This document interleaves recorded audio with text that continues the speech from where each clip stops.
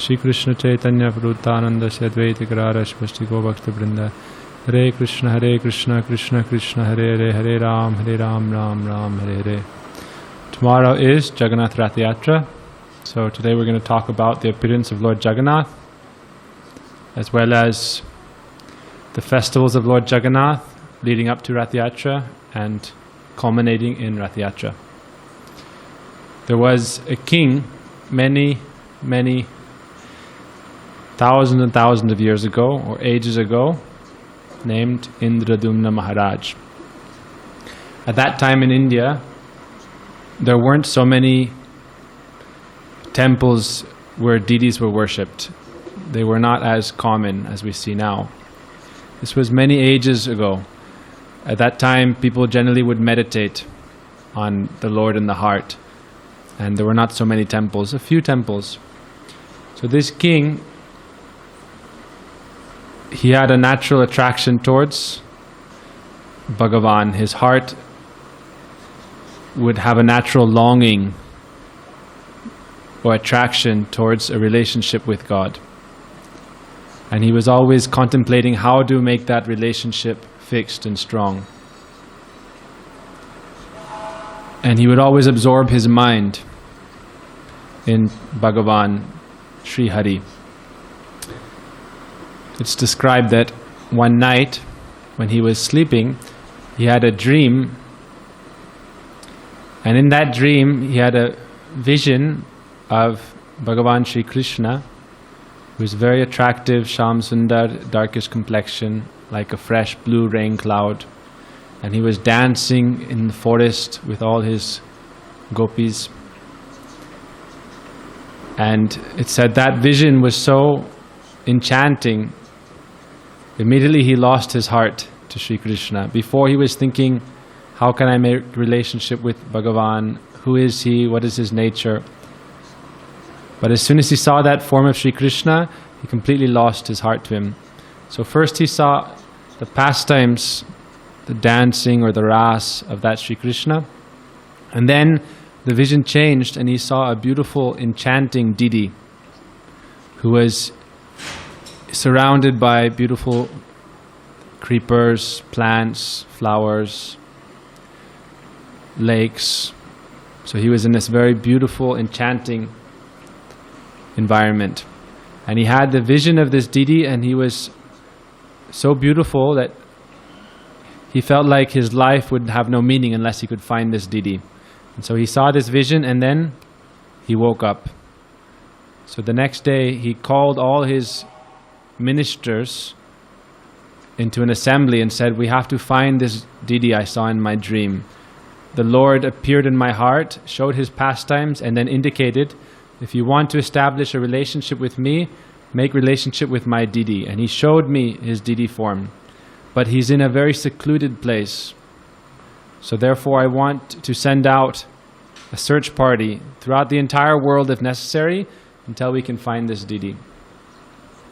He sent out messengers and ministers in all different directions. And a long time passed, and most of these messengers and ministers returned without any success, except for one. His name was Vidyapati.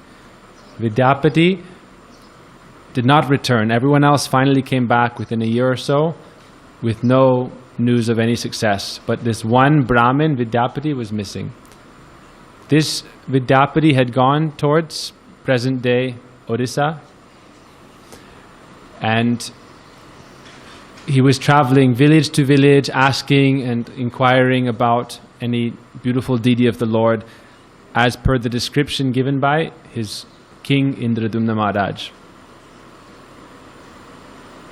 So he would go village to village, and he was very intelligent, so you can see by the environment or the atmosphere if there's a very auspicious place. If Bhagavan's transcendental deity is present, that means definitely is a very auspicious place. So finally he came to one village in the middle of a jungle, and he saw the people there were very sattvic in the mode of goodness, very pious. They were not killing animals, and like if you go to some jungle villages, you'll see they'll be cooking animals or even cannibals. But he saw these people were very pious, and it was approaching dusk, evening time, so he went to one house and asked for a place to spend the night and for some ingredients to cook for himself, because the Brahmins, they'll cook for themselves once a day and they'll offer it to their lord or shalagram, and then they will take it. So he asked for a chance to cook and a place to rest. That house he came to, there was one young girl, Kishori, teenage girl present. She said, "My father is not home. He returns after an hour or two. And so when he comes back, then you can enter the house." The girls knew proper etiquette and they were very chaste. They would not have another man enter their home without their parent or father present. So he waited, and soon Vishwavasu arrived. Her name was Lalita and her father's name was Vishwavasu. So as Vishwavasu, her father, came, as he entered, or as he was even approaching the village, all the villagers gathered to greet him. And as Vishwavasu was approaching that village, the fragrance from his body permeated that entire area. This was the fragrance of chandan, sandal, kasturi, musk, many flowers like jasmine and champak. And simply as he approached, the fragrance of his body exuded in that entire area and gave a very wonderful feeling and aroma. And he saw Vidyapati, he saw that as this personality was coming, everyone was very happy to see him, was offering pranam, and Vishwavasu was also greeting everyone with great love. And he began giving them some charnamrita and some prasad, some fruits or something. So then this Vishwavasu returned to his home, and Lalita, his daughter, said, "Oh, this Brahmin has come and is requesting a place to stay here in our village." So Vishwavasu happily gave him some place to stay. It said if in the Vedic culture any guest is seen to be like a god, a deva, it is said, "Atiti deva bhavo." You never know when one of the demigods comes and gives you a chance to serve them by being your guest. So you should honor everyone as if they are like a demigod. So he gave him a place to stay, and he began to reside there for some days. And Vishwavasu happily gave him a place to stay. Every day in the morning he would leave, Vishwavasu, and he would not return till evening time. So after some time passed, every day Vidyapati would ask Lalita, "Where does your father go?" He began to suspect that he was actually serving this deity that he had been sent to search for, because his heart had given him this inspiration, and the area was had such a divine atmosphere that he had never seen anything like it. So he asked Lalita, "Perhaps your father is going to worship some deity or something?" She said, "I cannot say." But he continued to stay there thinking, I have searched everywhere else and I have not found this deity, so I have to stay here until I find him. And so every day he would do his bhajan and he would pray deeply for a chance to have the darshan of this deity and to satisfy his king's desire. So he stayed for so long that he asked Vishwavasu for his daughter's hand in marriage.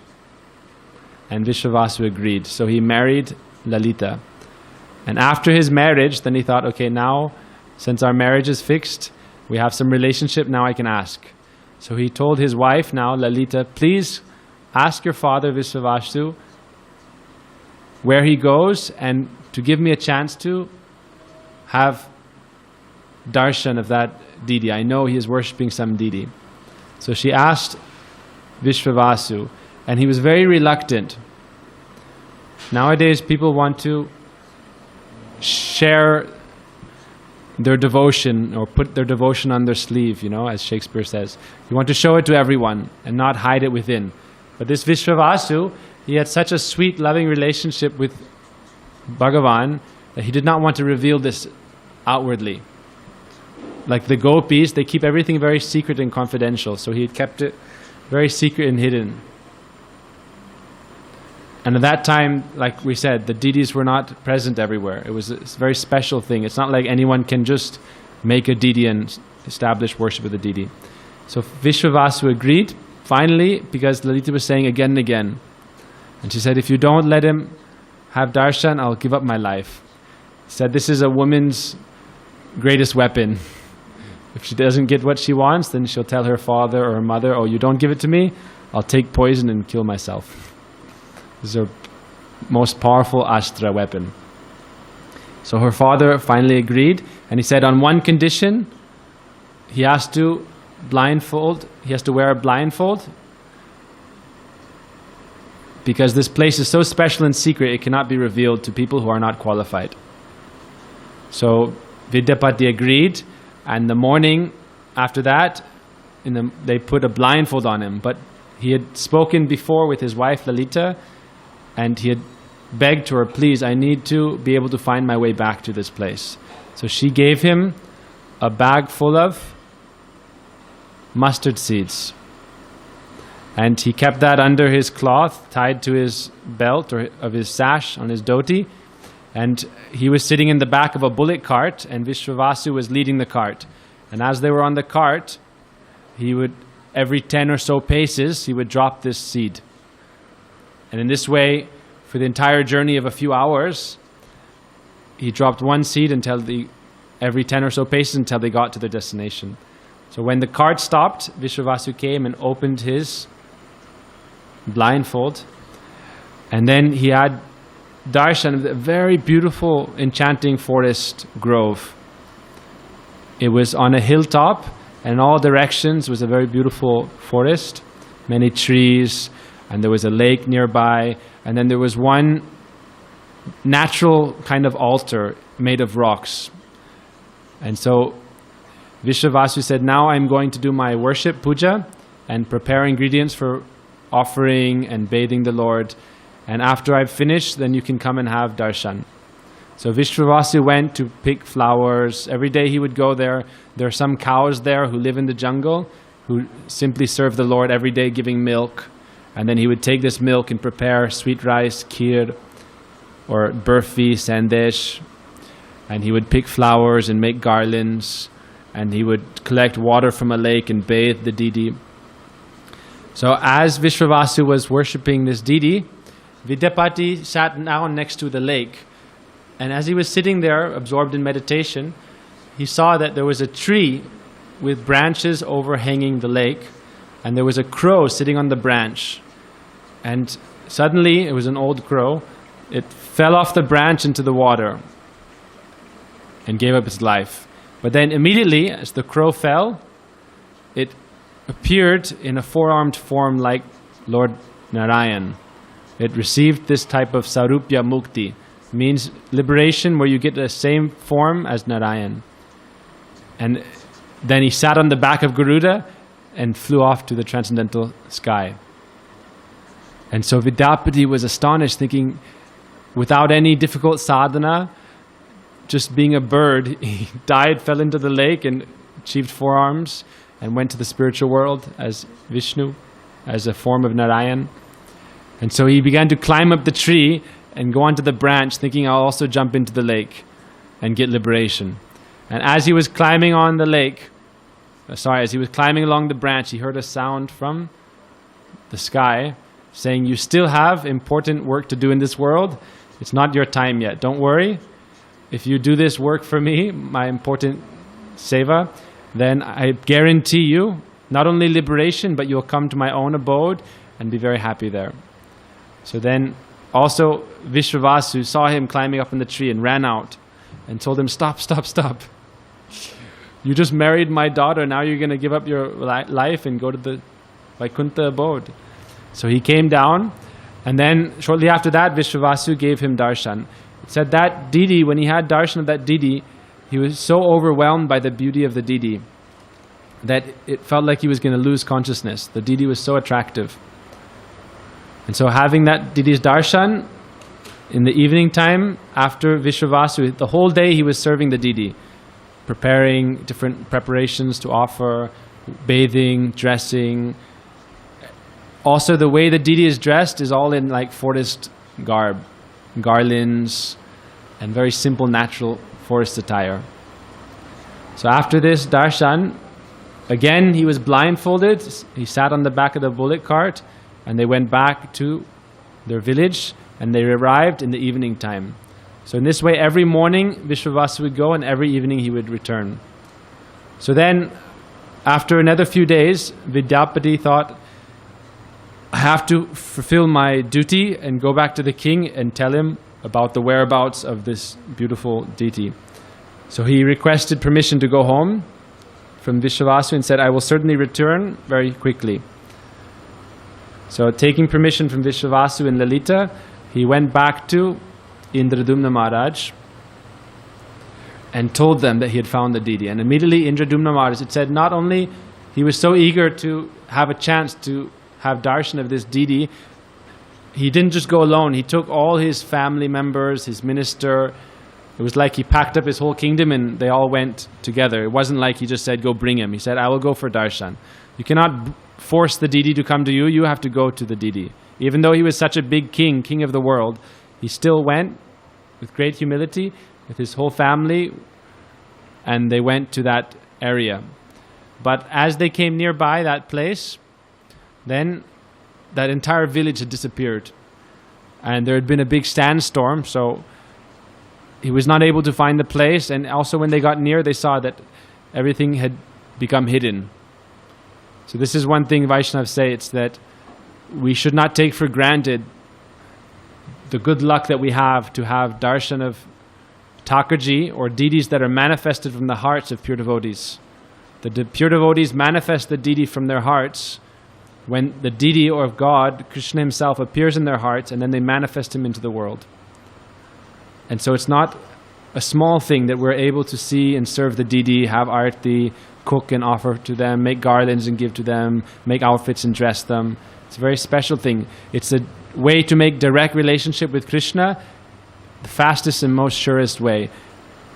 By centering your activities around the deity, by doing kirtan for the deity, by hearing Harikatha, his pastimes in front of the deity, by performing arti, by offering bhoga, then naturally the heart will be attracted towards the super soul in the heart, and will make a relationship with him. So the king came there, but he could not have darshan of this deity. This deity was too special. He was too secret and confidential. So when they got there and could not have the darshan, then they went nearby to the shore of the ocean, and Indradumna Maharaj sat and did a fast. He said, I will fast until death if need be, but I must get darshan of this transcendental deity. And so he was fasting and meditating and praying for a long time. And then an inspiration came in his heart, and he heard the sound from the skies. It's called like Shabda Brahma, transcendental sound coming down from the ether. And he said, the Lord said that I will not appear in that exact same form, but now soon coming on the currents of water in the ocean, you will see 3 logs of wood, and you should collect these and then carve them into 3 deities. These deities are myself, Krishna, and my brother and sister, my brother Baladev and Subhadra, and 1 more log of wood, which would be his Shakti Sudarshan Chakra. So after a short time, they saw that these logs came along in the ocean, and he collected them and brought them onto the shore of the ocean. And then he began again to pray. The sound had said, you'll see certain marks of the Lord, like the conch shell, the disc, the lotus, and the club. You'll see these auspicious marks on the wood. So you should collect these, and then you should call an expert craftsman to carve the deity. So they called many different sculptors, and they all tried to start, but none of their tools would make any dent in the wood. They were not able to carve the deity. And so again, Indradumna Maharaj began to pray. Then finally one old Brahmin came, and he said, okay, I will carve the Lord out of these trunks of wood, but you should make me a room, and when I am carving the deity, do not disturb me for 21 days. Otherwise, if you open the doors and disturb me, then whatever I've done at that point will stop there. So he began to carve the deity, and the wife of Indradyumna, her name was Gundicha Devi. So she was very anxious. He also had so much love, and she was very anxious to see the deity completed. And she began to ask the king every day that, what will he eat? What will this Brahmin drink? He's just inside every day, all day. He's not taking any food or water. So every day she was saying, at least let us knock and ask him if he needs anything. And they would knock and no sound would come. So after 14 days, she was so restless, she told him that you have to open and check. She forced him. And so they opened the gate to that temple building where he was carving the deity. And as soon as they opened, they saw that that Brahmin disappeared. That Brahmin was none other than Vishvakarma, who is the architect of the demigods. Vishvakarma himself had come to carve the Lord. So when he left, the Lord did not have finished features. So this is the form of Jagannatha. His nose, his ears, his arms, his legs, nothing was complete. He was the trunk there, and he had very big eyes, a very big, beautiful mouth afterwards that they painted on, and his arms up to his elbows, and he was standing like this. So then again, Indradyumna began to weep and pray, and then again he heard this sound saying that, I desire to appear in this form. So this form of the Lord, it's said to be when Krishna was in Dwarka, absorbed in separation from the Braja Gopis. One time, Mother Rohini, the mother of Baladev, she was describing the glories of the Brajabasis and the Brajadevi's love to the queens of Krishna, the queens of Dwarka. Because the queens had seen that every day Krishna was weeping in great sadness and great separation, and he was not happy or satisfied in anything they would do in Dwarka. So they asked Rohini, why is he so attached to Braj? Every night, the whole night, Krishna would be calling out, Hey Radhe, Hey Lalite, Hey Vishake. What is the glory of their love that is so great that he is completely distracted, not at all interested in us? So then Rohini described the scene of Braj and the glory of the Brajadevi's love. But she said that if Krishna and Baladev come here and hear this, then they'll run away to Braj, they'll disappear. And so Subhadra said, I will stand at the gate, stopping them from entering, and I will not let them come hear this Harikatha. So Rohini was speaking this Harikatha. As she was speaking, Krishna and Baladev were in the Sudharma Shava, their assembly hall where they are presiding over different affairs of the kingdom. But they felt this Harikatha was going on. They were pulled by this Harikatha. It said if someone is speaking Harikatha, real Harikatha, then from all different places, the devas will come. They can sense this Harikatha that is transcendental is going on. When Gurudev would be speaking Harikatha in Govardhan and we were in Bertura, Prabhuji would speak the exact same katha without any connection externally. When Gurudev was in the West, we would listen sometimes to Gurudev's lecture the next day and, oh, Prabhuji spoke that same thing the day before because they have this internal connection. So when Rohini was speaking the glories of Braj, Krishna and Baladev, even though they were very far away, they felt this connection and they felt that the glories of Braj were being spoken. And immediately they ran there. But Subhadra was standing in the gate saying, no, you cannot go inside. So as on one side Krishna was there, one side Baladev was there, and they were trying to go into the gate to hear Harikatha, and Subhadra held her hands out. And they just started to hear the Harikatha from inside, not completely hear. And at that time, Rohini was just glorifying the Braja Gopis and Shrimati Radhika and her deep feelings of separation for Krishna. And hearing that, Krishna and Baladev, they could not tolerate, and it said that their transcendental features began to melt. It said that God is transcendental. His body is made out of Satchit Ananda. And there's no difference between his body and his Atma.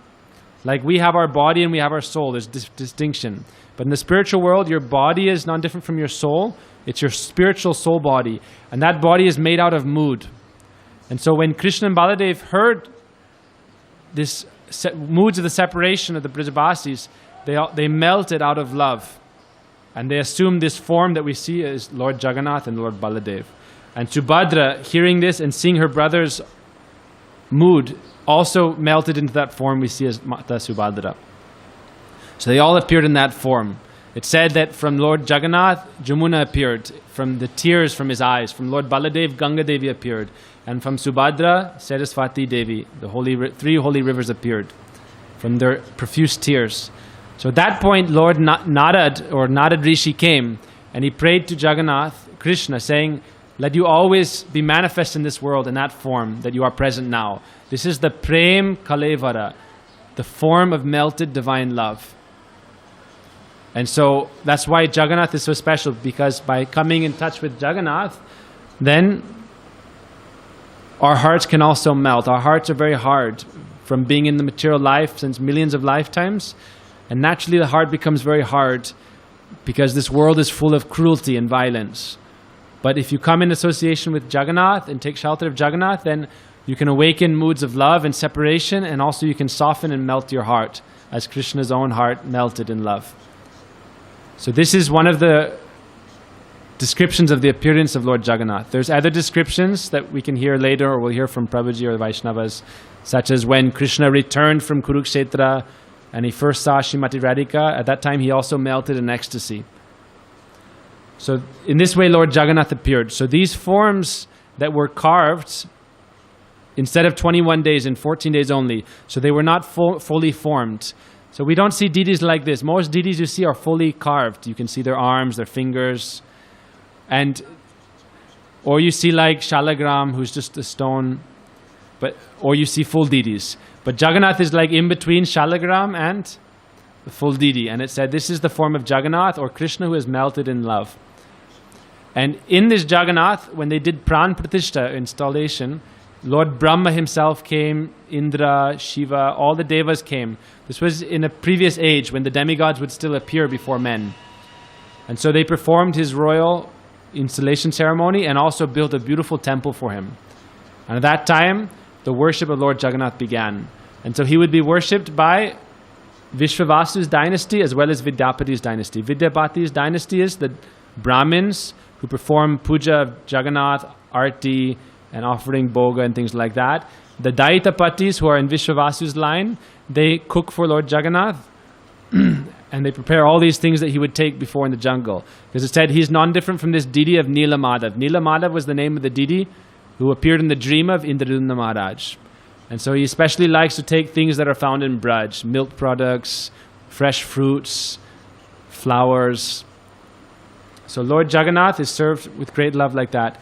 And for a few weeks of the year, the Daitapatis serve only the Daitapatis. It said the Brahmin priests are in the line of Lakshmi Devi, and the Daitapatis are in the line of the Gopis. Daita means beloved.